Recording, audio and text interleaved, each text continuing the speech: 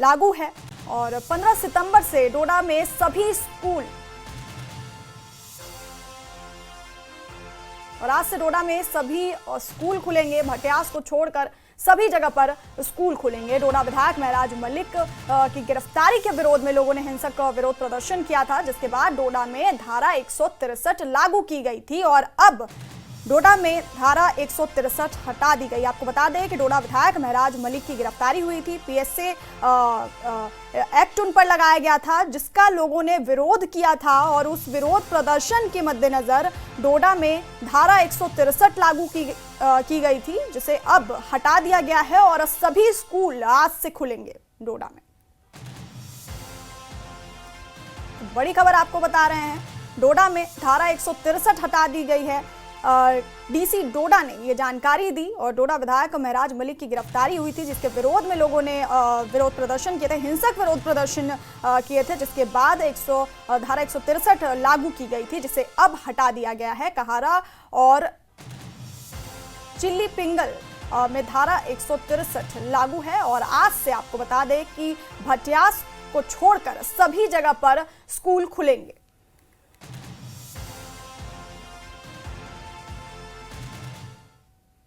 जम्मू कश्मीर के उप मुख्यमंत्री सुरेंद्र चौधरी ने राजौरी नौशेरा में एक जनसभा को संबोधित करते हुए बड़ा बयान दिया। उन्होंने कहा कि डोडा के विधायक महराज मलिक के खिलाफ लगाया गया पीएसए सरासर गलत है। उन्होंने साफ किया कि यह फैसला डीसी का नहीं बल्कि एक राजनीतिक फैसला था। हालांकि डिप्टी सीएम ने यह भी कहा कि विधायक को अपनी जुबान पर लगाम देनी चाहिए थी।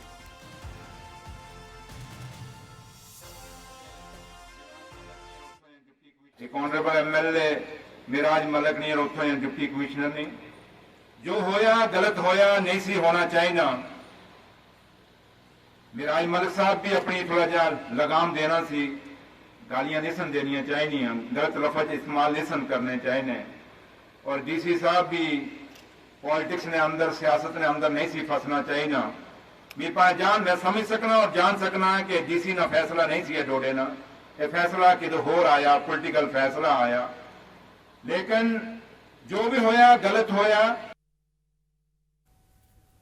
ऑपरेशन सिंदूर के बाद पाकिस्तान एक बार फिर अपनी नापाक हरकतों पर उतर आया है। पीओके में आतंकवादी शिविरों के दोबारा बनाने के लिए बीजेपी नेता श्याम लाल शर्मा ने कड़ा संदेश देते हुए कहा कि पाकिस्तान हर युद्ध में हारा है और अब पूरी तरह हताश है, लेकिन उसे याद रखना चाहिए कि ऑपरेशन सिंदूर जारी है। अगर उसने फिर से जम्मू कश्मीर में हालात बिगाड़ने की कोशिश की तो भारत की सेना उसे करारा जवाब देगी। सीनियर बीजेपी नेता श्यामलाल शर्मा मेरे साथ मौजूद है। सर, हालांकि हमने मुंह थोड़े जवाब पाकिस्तान को दिया ऑपरेशन सिंदूर में और कई ऐसे आतंकी कैंप पीओके में तबाह भी कर दिए। 14 अगस्त 1947 से ऑनवर्ड वहां पे अनसर्टेनिटी रही है, क्योंकि वहां पे डेमोक्रेसी कभी भी प्रमोट नहीं हुई और जो उनकी ऑर्गेनाइजेशन है, मुझे लगता है कि अगर आप देखेंगे तो वहां मिलिट्री रूल ही ज्यादा रहता है और वो अपनी शरारतें जो हैं वो करते रहते हैं और लातों के बूत बातों से नहीं मानते हैं। तो मुझे लगता है कि आज एक सशक्त लीडरशिप है भारतवर्ष के पास और उसमें हम सक्षम हैं। चाहे उसने हमारे साथ डायरेक्ट 4 युद्ध किए तो चारों के चारों हमने जीते और अब पिछले 35 साल से वो प्रॉक्सी युद्ध हमारे साथ कर रहा है। जम्मू कश्मीर को तो वो हमेशा डिस्टर्ब करने की कोशिश करता है, उसके साथ पंजाब में भी। तो मुझे लगता है कि अब हमारी जो अप्रोच है और जो सोच है ऑपरेशन संदूर के बाद, और आपको पता है कि वो ओपन रखा है हमने, ऑपरेशन संदूर इज ऑन। अगर वो कोई ऐसी नापाक हरकत करेगा तो मुझे लगता है कि इससे भी ज्यादा स्ट्रांग उसको झेलनी पड़ेगी, मार झेलनी पड़ेगी। और हिंदुस्तान जैसे कहते हैं कि ये लोग जो हैं लातों के बूत बातों से नहीं मानते, तो वही उसी भाषा में वो फिटिंग रिप्लाई देगा हिंदुस्तान भी। तो सशक्त भारत है, अगर यदि वापस आतंकी कैंप बनाए जाएंगे तो लातों के भूत बातों से नहीं मानते, वापस उसको उसी भाषा में जवाब दिया जाएगा। कैमरामैन चांद के साथ राजन वैद, न्यूज़ 18 जम्मू। और जम्मू कश्मीर में आतंक और बाढ़ से प्रभावित परिवारों को बड़ी राहत मिली है। उपराज्यपाल मनोज सिन्हा ने पुंछ में 1500 मकान बनवाने की घोषणा की है, जिसमें हर प्रभावित परिवार को 3 कमरों का पक्का मकान देने की योजना है। इस ऐलान के बाद लोग बेहद खुश हैं और सरकार का धन्यवाद कर रहे हैं। ज्यादा जानकारी के लिए ये रिपोर्ट देखिए।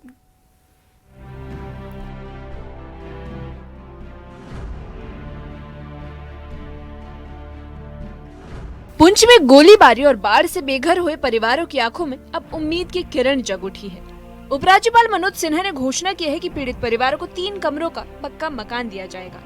जम्मू कश्मीर के उपराज्यपाल की तरफ से इस बात की घोषणा की गई है कि ऑपरेशन सिंदूर के दौरान जो पाकिस्तानी गोलाबारी में घर क्षतिग्रस्त हुए हैं, उन घरों के जो है दोबारा से निर्माण कराया जाएगा और कम से कम 3 कमरों का एक अच्छा घर बना के दिया जाएगा। इसके साथ जो बाढ़ पीड़ित हैं उनको भी घर दिया जाएगा। तो इस समय हम पहुंचे हैं भारत पाकिस्तान नियंत्रण रेखा के खड़ी करमाड़ा में। आप देख सकते हैं ये जो घर है, इस घर पे ऑपरेशन सिंदूर के दौरान कम से कम जो है 9-10 गोले लगे थे और देख सकते हैं कितनी बुरी तरह से इस घर को नुकसान हुआ है। और आज तक ये घर जो मरम्मत नहीं हो पाई क्योंकि गरीब परिवार है और बड़ी मुश्किल से जो गुजारा होता है। लेकिन अब जो है सरकार की तरफ से, जो राज्यपाल की तरफ से घोषणा की गई है कि नए घर बना के दिए जाएंगे इन लोगों को। गोलीबारी से पीड़ित परिवारों ने न्यूज 18 जेकेएलएच से बातचीत में कहा कि पाकिस्तान की तरफ से हुई गोलीबारी में उनके मकान को सबसे ज्यादा नुकसान हुआ है। साथ ही उनके घर में रखे जरूरी सामान और पैसे सब जलकर राख हो गए।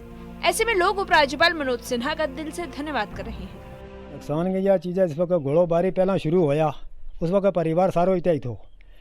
दूसरे दिन जिस वक्त शुरू है परिवार सारो निकलो में एक बंदो रह गया था। दूजा मकान एक का भी थले हमरे इस वक्त गोलाबारी चलती रही, हमारा कान बंद हो गया।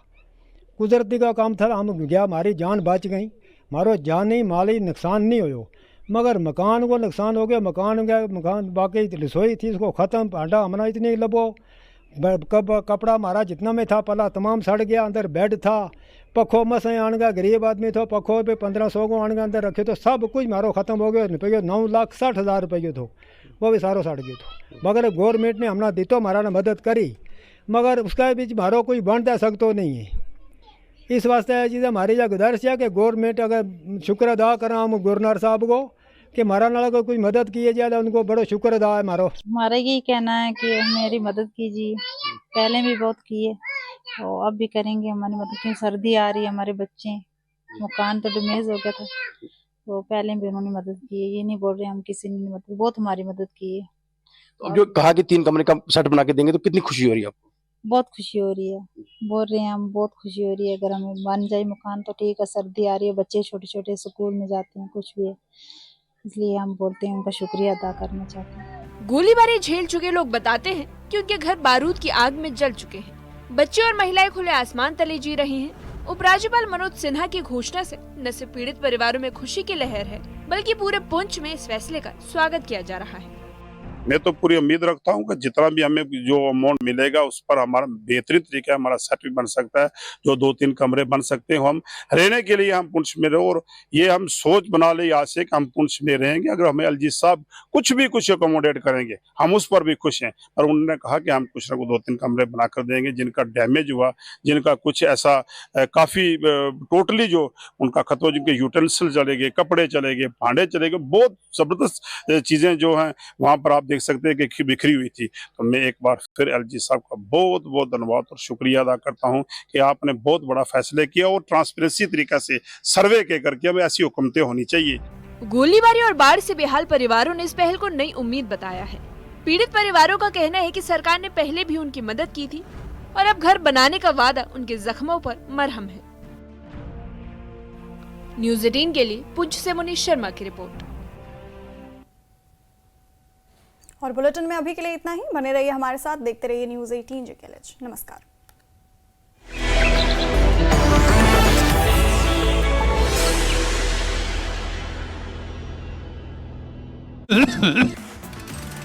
नौशहरा में डिप्टी सीएम सुरेंद्र चौधरी ने 12वीं के छात्रों के लिए स्कॉलरशिप के मामले में वित्तीय सहायता प्रदान की। कहा, आज मुझे खुशी हो रही है कि जो वादा मैंने लोगों के साथ किया वो आज इसकी शुरुआत इसकी हुई है। जम्मू कश्मीर के पूर्व डीजीपी एसपी वैद ने पाकिस्तान में बाढ़ के नाम पर हो रही टेरर फंडिंग को लेकर दिया बयान। कहा, मुरीद के में ऑपरेशन सिंदूर में ध्वस्त हुए आतंकी ठिकानों को फिर से बनाने की कोशिश। श्रीनगर के राजबाग में विशाल स्वास्थ्य अभियान और रक्तदान। असम में घुसपैठ के खिलाफ प्रधानमंत्री मोदी की हुंकार। कहा, घुसपैठी और राष्ट्र विरोधी ताकतों की संरक्षक है कांग्रेस। सकीना इत्तू ने बाढ़ बारिश से पढ़ाई को हुए नुकसान पर दिया बयान। कहा, बाढ़ से 40 से ज्यादा स्कूलों को नुकसान, पाठ्यक्रम पूरा करने के लिए कर रहे हैं विचार। आतंक पीड़ितों और बाढ़ पीड़ितों के लिए उपराज्यपाल मनोज सिन्हा ने 1500 मकान बनवाए जाने की घोषणा। पुंछ में लोगों ने जताया एलजी का आभार। पीओके में आतंकी कैंपों के फिर बनाए जाने की खबरों पर बीजेपी नेता श्यामलाल शर्मा का बयान। बोले, पाक को नहीं भूलना चाहिए कि ऑपरेशन सिंदूर जारी है। अगर जम्मू कश्मीर में फिर से हालात बिगड़ने की कोशिश की तो हमारी सेना उसका भरपूर देगी जवाब। डिप्टी सीएम सुरेंद्र चौधरी ने नौशहरा राजौरी का किया दौरा। डोडा विधायक मेराज मलिक पर पीएसए लगाए जाने को बताया गलत। बोले, उनके साथ गलत हुआ। मेराज मलिक को भी अपनी जबान पर देना चाहिए था लगाम।